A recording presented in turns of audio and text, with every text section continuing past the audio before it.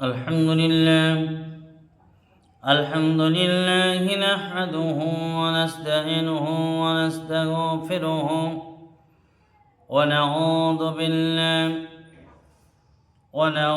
بالله من شرور أنفسنا ومن سيئات أعمالنا. من يهده الله فلا مضل له ومن يضلله فلا هادي له. ونشهد أن لا إله إلا الله وحده لا شريك له. ونشهد أن سيدنا وحبيبنا ومولانا محمدًا عبده ورسوله الذي أرسله بالحق بشيرا ونذيرا وداعيا إلى الله بإذنه وسراجا منيرا.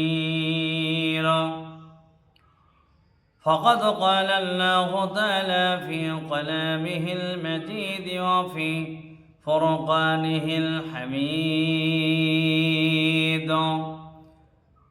أعوذ بالله من الشيطان الرجيم. بسم الله الرحمن الرحيم.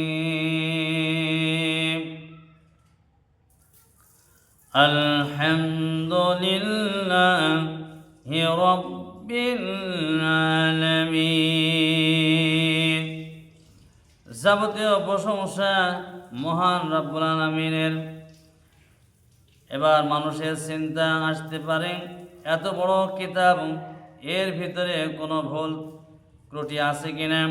আল্লাহ পাক প্রশংসার পরে আবার বলে দিলেন, যালিকাল কিতাবু লা রাইবা ফীহি।